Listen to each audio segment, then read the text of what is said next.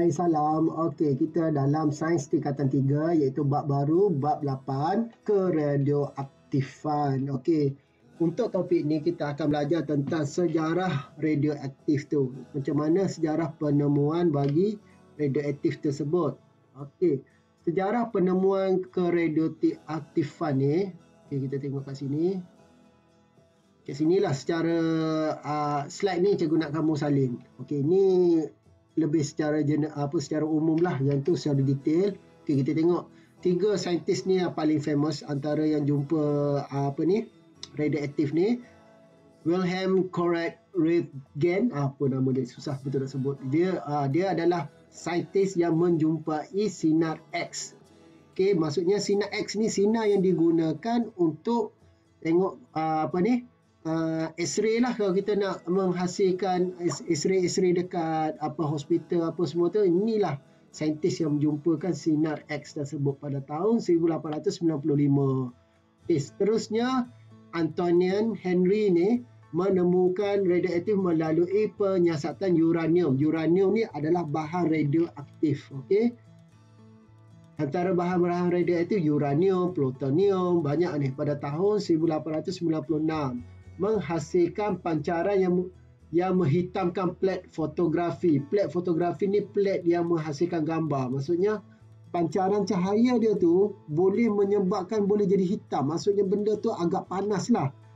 Cahaya yang dihasilkan tu boleh merosakkan permukaan plat. Jadi kamu boleh bayangkan kalau cahaya radioaktif ni kena pada permukaan kulit kita akan jadi macam mana. Sebab tu radioaktif ni bahaya, dia boleh membunuh sel. Okey. Yang ketiga, mengesan pancaran radioaktif melalui kuasa pengayonan. Okey, ni melalui kuasa pengayonan. Radioaktif ni boleh menghasilkan kuasa pengayonan. Macam mana proses pengayonan? Nanti kita tengok.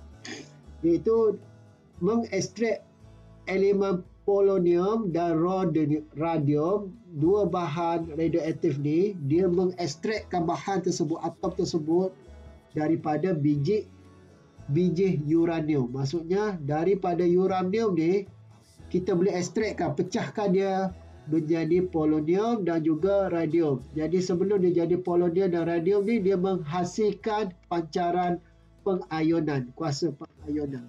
Jadi jadilah Marie dengan Curie. Curie inilah digunakan sebagai unit untuk kiraan radioaktif. Sebab itulah yang dia yang paling latest. Okey. Okey, yang bahagian ni cikgu nak kamu salin lah. Okey, secara detailnya yang ni, yang sinar X ni, Wilhelm, tak perlulah kamu, yang slide ni je cikgu nak kamu salin. Yang ni tak perlu. Okey, macam mana dia menjumpai tiup sinar X ni untuk menghasilkan sinar X-ray. Tengok dia boleh menghasilkan sinar X-ray, boleh tengok tulang-tulang pada tangan manusia. Sinar X-ray ni adakah dia berbahaya? Berbahaya juga, tapi tidak berbahaya seperti sinar radioaktif yang lain. Okey, sinar X ni kalau dikenakan pada permukaan badan kita dengan jangka masa yang lama boleh menyebabkan sel-sel dalam badan kita boleh rosak, organ-organ dalam badan kita pun boleh rosak. Sebab tu lah yang pekerja di bahagian sinar X ni, iaitu bahagian di hospital tu, untuk X-ray ni dia akan pakai satu suit badan dia, mengelak daripada sinar tersebut kena pada, sebab dia selalu berhadapan dengan mesin sinar X tersebut. Jadi kalau kita ni tak pakai apa-apa, cikgu suruh tanggalkan baju lagi untuk dapatkan X-ray tu. Okey, kalau untuk kenakan untuk macam cikgu cerita tadi, kalau dikenakan untuk seketika sahaja tidak ada masalah, sebab badan kita sentiasa menghasilkan sel-sel yang baru, generate sel-sel baru. Jadi tak ada masalah. Tapi kalau kita selalu berhadapan, itu yang masalah. Okey, ini dia cara, tak perlulah cerita macam mana kita berjumpa. Okey, yang ni pula sejarah penemuan radium. Ini Marie Curie lah yang menjumpai dia ni. Okey, jadi Marie Curie ni meninggal semasa berumur 67 tahun kerana menghidap penyakit disebabkan oleh pendedahan kepada pancaran gamma, iaitu sinar radioaktif. Tengok, umur dia 67 tahun dia meninggal, tapi dia telah meninggalkan sesuatu yang penting kepada manusia, kepada dunia sains kita, iaitu radioaktif. Macam mana dia boleh tahu radioaktif ni boleh memancar pancaran gamma yang boleh menghasilkan tenaga. Okey, jadi inilah pancaran ni sangat berbahaya sebab dia selalu berhadapan dengan pancaran ni lah, dia menyebabkan dia proses pada badan dia rosak dan dia boleh meninggal dunia. Okey, penyakit lah, macam-macam penyakit boleh muncul. Ini pula menjumpakan plate yang hitam pada plate fotografi tu tadi. Pancaran dia ni, yang ni sebelum Curie tu tadi. Ni plate fotografi tu tadi. Plate fotografi ditemukan dengan hitam, di mana pancaran yang dikeluarkan dari nukleus uranium ni dia mengeluarkan zarah alfa dan juga mengeluarkan yang ni satu lagi pancaran dia, iaitu dekat sini kalau kamu perasan proton dia 92 keluar daripada 90. 90P. Okey. Yang ni tak perlu salin, yang tadi slide pertama tadi je yang perlu. Okey, jadi uranium salin ni selepas menghadiri pembentangan kertas kerja 20 Januari, Bakua berasa hairan kerana kajiannya tidak dapat menghasilkan sinar X. Oleh itu dia telah menggantikan bahan kajian itu sebatian uranium. Okey, tak perlu juga, tak perlulah. Ini tak ada dia macam mana dia jumpa uranium je. Sebenarnya dalam soalan sains pun tak menjuruskan sangat sejarah-sejarah ni. Secara 3 slide yang pertama ni je yang penting. Macam aku tunjuk ni. Maksudnya apa penemuan mereka secara generalnya. Okey, inilah yang perlu kamu tahu. Okey, yang ni biasanya dalam soalan objektif ada ditanya. Wilhelm ni dia menemukan apa? Henry ni dia menemukan apa? Mary dengan Curie ni dia jumpa apa? Yang tu je. Sejarah penemuan radioaktif mereka ni. Okey. Sebab tu cikgu sikit-sikit sebab dia cikgu nak ajar benda yang penting je untuk PDPR ni. Okey. Inilah Mary dengan Curie ni, Pierre Curie ni menjumpakan dia jumpa pasangan suami isteri ni mengesam pancaran radioaktif melalui kuasa pengayunan, di mana biji uranium ni, batu radioaktif ni diekstrak. Okey, dia jadi 2 elemen radioaktif yang lain berbeza, itu polonium dengan radium. Okey, dan menghasil pancaran gamma. Okey. Jadi wanita penerima 2 hadiah Nobel. Marie Curie ni wanita tunggal yang pernah menerima 2 hadiah Nobel. Hadiah Nobel Nobel ni suatu pengiktirafan dari bidang sains yang sangat tinggilah sebab dia memberi sumbangan kepada dunia teknologi kita. Okey, jadi pada tahun 1993 hadiah Nobel juga dalam bidang kimia juga dia buat. Sebab radioaktif ni ada kaitan dengan kimia dengan fizik juga benda ni. Okey, slide ni cikgu nak kamu salin. Apa yang dimaksudkan dengan radioaktif? Radioaktif ialah proses perebutan nukleus yang tidak stabil dengan memancarkan sinar radioaktif untuk menjadi nukleus yang lebih stabil. Maksudnya keradioaktifan ni dia berlaku disebabkan proses perebutan nukleus. Nukleus yang ni berada dalam bahan radioaktif, dia mereput untuk mencapai menjadi lebih stabil. Untuk menjadi lebih stabil. Dia dalam radioaktif ni, bila dia memancarkan sinar tu, maksudnya dia dalam keadaan tidak stabil. Jadi bila dia memancarkan sinar tu, sampailah dia menjadi nukleus yang stabil, spontan dan rawak. Jadi bahagian ni cikgu nak kamu salin. Okey.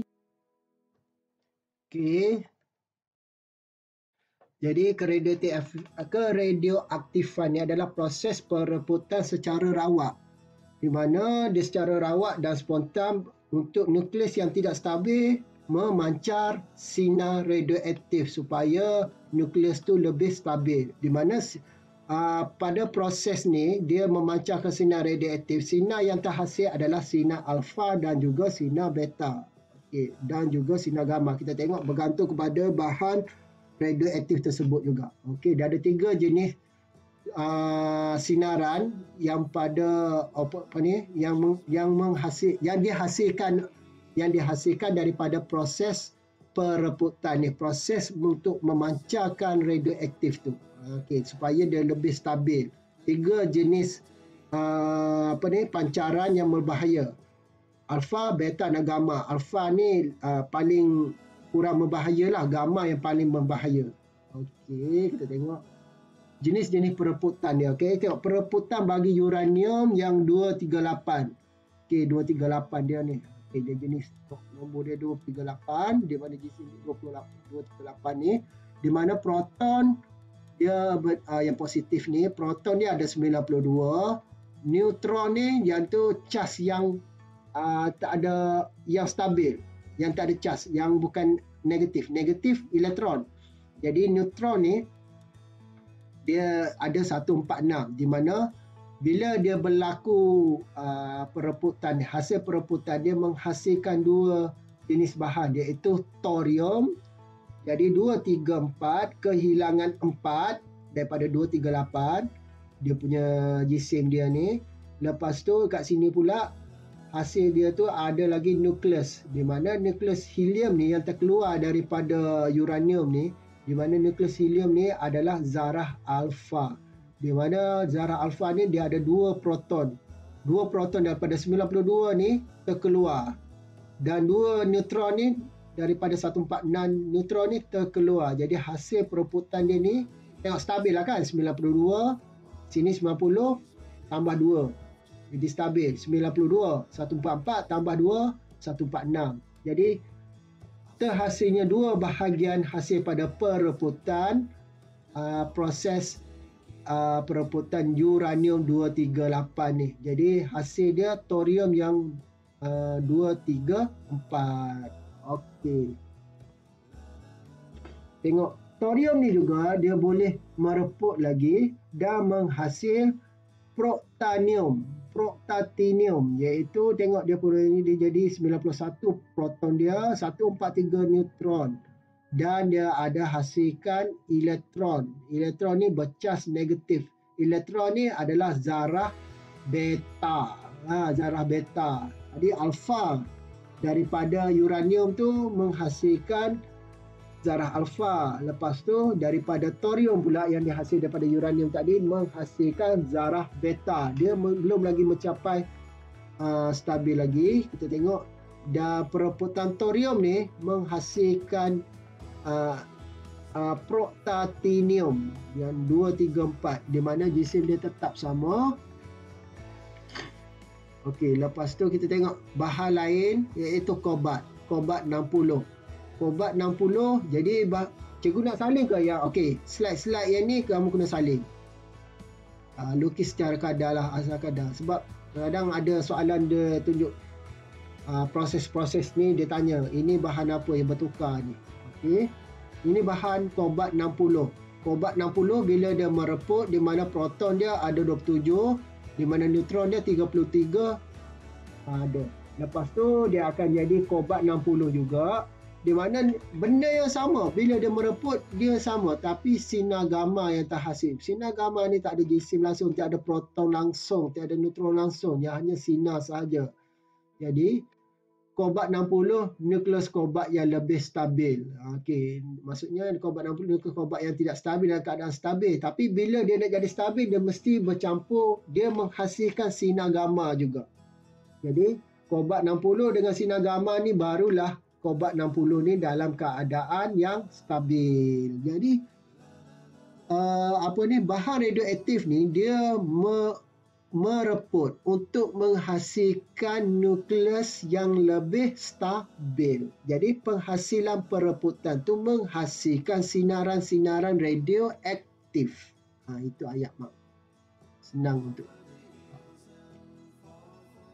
Okey, bahagian ni cuba tengok Perebutan radioaktif ialah proses rawat spontan, iaitu nukleus yang tidak stabil. Yang ni kena salin, memancarkan sinar radioaktif sehingga nukleus menjadi stabil. Ini ayat tadilah. Yang ni tak perlulah salin, dah ada ayat tu tadi. Yang tadi dah salin. Contoh, okey, yang ni contoh unsur radioaktif yang punya nukleus yang tidak stabil merebut secara spontan. Ini merebut secara spontan terus, memancar sinar radioaktif, iaitu karbon 14, radon 222, thorium dan juga uranium. Tengok dia ini simbol kimia dia C14, Rn222 iaitu radon, thorium TH. Untuk uranium U238. Jadi kalau kamu jumpa bahan bahan kimia yang tulis U238 dia adalah uranium 238 yang tidak stabil, yang boleh menghasilkan sinaran radioaktif. Okey, yang tu kena salin. Okey, yang ni pun kena salin. Unit keradioaktifan 1 curie. Inilah curie yang digunakan ahli saintis tadi, di mana bersamaan dengan 3.7 darab 10 kuasa 10 pereputan per saat. Cara dia mereput tu dalam masa 1 saat, dalam 1 saat dia mereput 3 poin darab 10 kuasa 10 cara dia mereput tu. Okay, ataupun unit SI bagi keradioaktifan biasanya kita pakai BQ, iaitu becquerel. 1 becquerel ialah 1 pereputan per saat. Lebih senang. Yang ni sebab nilai dia besar juga curie ni. Jadi yang ni senang. 1 BQ sama dengan 1 pereputan dalam masa 1 saat. Okey, yang ni kena salin. Kita ada 2 unit. Tapi dalam unit untuk penggunaan sains kehidupan harian kita guna unit SI ni lah, iaitu 1 becquerel bersamaan 1 pereputan per dalam 1 saat. 1 curie, ini samalah yang tadi. Okey, separuh hayat. Okey, separuh hayat pereputan radioaktif ialah tempoh yang diambil untuk nukleus yang belum mereput yang belum mereput berkurang menjadi setengah. Maksudnya daripada maksudnya dia mereput setengah daripada yang asal. Itu dia ayat dia. Dia ambil untuk bilangan nukleus. Bilangan nukleus dalam bahan radioaktif ni mereput separuh hayat daripada dia tu, dia menjadi separuh daripada nilai asal dia. Okay, jadi gambaran secara grafik bilangan nukleus yang belum mereput itu berkurang jadi masa ditunjukkan daripada darjah. Yang ni, ayat ni dengan ni. Kita tengok dia mereput daripada ni jadi setengah. Setengah daripada setengah ni 1/4. 1/4 daripada setengah dia ni 1/8. 1/8 daripada setengah dia ni 1/6. Setengah-setengah jadi yang ni. Dia makin mengecil. Itulah pereputan separuh hayat. Okey, yang belum mereput. Okey, bila dah mereput, okey, kita tengok dia jadi separuh macam ni. Jadi maksudnya daripada separuh jadi separuh. Lepas tu separuh kita dah dapat separuh hayat yang kedua. Okey, lepas tu separuh hayat pertama yang ni. Ini yang belum mereput 1/2. Ni sudah dia dah mereput daripada asal ni, dia belum. Lepas tu mereput. Okey, dia jadi mereput. Yang ni dia dah mereput. Okey. Jadi yang ni sudah mereput. Okey. Lepas tu yang ni mereput lagi. Yang bahagian ni yang mereput. Lepas tu yang setengah ni mereput lagi, dia jadi 3/4 daripada ni mereput lagi. Lepas tu dia mereput lagi jadi 7/8, separuh hayat yang ketiga. Sampailah yang last kali, yang asal dia jadi 1/8 daripada asal pereputan nukleus separuh hayat dalam masa 5 hari. Ni 5 hari. Masa 5 hari kemudian. 5 hari kemudian jadi 15. Okey, kita tengok contoh kat sini. Inilah yang kamu kena faham dekat sini sebenarnya. Okey, kalau situ tak faham tak apa. Yang sini kena faham. Okey, tengok contoh satu ya. Protactinium di mana dia punya simbol kimia Pa234 mereput menjadi uranium 234 dengan separuh hayat. Jadi dia mereput. Okey. Mereput menjadi uranium separuh hayat. Di mana separuh hayat dia adalah 5.2 jam. Dari masa separuh hayat dia tu dia mengambil masa 5.2 jam. Hitung jisim 234 ni selepas 20 jam. Dengan jisim asalnya 80. Jisim asal 80. Jisim asal 80. Tengok ni, jisim asal dia 80, kamu kena buat macam ni. Jadi pada asal dia kita tak kira lagi waktu dia kan. Dia mereput separuh hayat dia 5.2. Jadi 5.2. Nampak? Dia ambil masa, ni masa. dia mereput separuh hayat dia 5.2 jam. Jadi separuh daripada 80 adalah 40. Macam tu, kita fahamkan macam tu. Jadi 5.2 jam lagi, separuh hayat lagi, dia jadi 10.4. 40, separuh daripada tu adalah 20. Nampak konsep dia?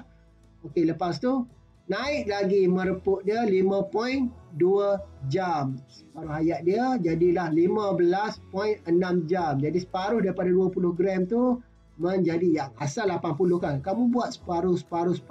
Jadi 10 gram. Dia ni pun sama juga. Dia mengambil masa selama 5.2 jam lagi. Jadilah 20.8 jam. Last kali kita nak dalam jam 28 jam. Jadi cukuplah, tak perlu lagi kita nak buat sampai 20.8 jam. Di mana 10 gram ni, separuh daripada 10 gram ni adalah 5 gram. Jadi jawapan dia adalah 5 gram. Separuh hayat daripada PA234 ni selepas dia mereput selama 20.8 jam ialah 5 gram sahaja. Okey. Kalau kita buat graf dia akan menghasilkan graf macam ni. Jadi bahagian ni cikgu nak kamu salin. Okey.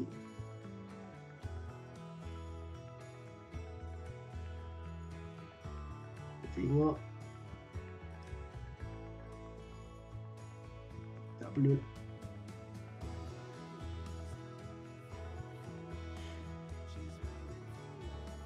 Okey, kalau kita ada, dia bagi masuk macam ni kan. Okey. Soalan dia bagi dalam bentuk masa, lepas tu radioaktif. Jadi kita buatkan graf di mana keaktifan lawan dengan masa. Aktifan dengan masa. Sini masa, sini keaktifan dia. Okey, jadi kita buatlah. Keaktifan dia berapa paling tinggi dia? Alhamdulillah. Paling tinggi dia adalah keaktifan dia 120 kan. Okey, jadi kita buatlah, ambil sampai 140. Lepas tu kita pelaklah titik dia. Ni masa dia yang dia bagi. Masa dia tengok apa nak cikgu buat kan. Masa dia 25, 10, 15, senggang masa dia 5 minit. Okey, jadi kita buat dalam masa 5 minit. Okey, 5. Lepas tu kita plot dah graf daripada dia punya jadual tu tadi. Jadi bahagian ni cikgu nak kamu salin. Contoh ni. Jadi kita plotkan graf dia satu persatu. Plot, dah dapat bentuk macam ni. Okey, lepas tu soalan dia. Dah dapat plot ke graf tu. Soalan B. Berdasarkan graf, berapakah separuh hayat bagi Q? Kalau separuh hayat bagi Q, macam mana kita nak buat? Jadi kita tahu paling tinggi dia adalah, keaktifan dia adalah 120. Jadi separuh daripada tu adalah 60. Jadi kamu ambil lah 60 ni, titik-titikkan dia sampailah bertemu dengan graf dia ni. Carilah masa yang sesuai dia. Jadi dekat sini kita dapat 8. 8 minit. Cuba tengok. Bukan. Sini 6, 7, 8, 9 sini. 9. Jadi 9. Jadi kita dapatlah 9 minit. Okey. Jadi yang ni macam mana kita boleh dapat 60, iaitu separuh daripada 120 BQ dia ni, yang asal dia 120, dapatlah 60. Carilah yang 60 ni, separuh dia tadi, masa yang diperuntukkan dia tu adalah 9 minit untuk separuh hayat dia. Jadi untuk separuh hayat ni, kamu kena faham bahagian yang graf ni dengan bahagian yang ni. Itu saja. Biasanya soalan dua ni je yang penting. Okey. Separuh hayat yang ni bentuk macam ni. Dan juga separuh hayat bentuk yang ni. Contoh 3 ni. Okey, yang ni kena salin. Okey, sampai situ saja untuk kali ni. Salam.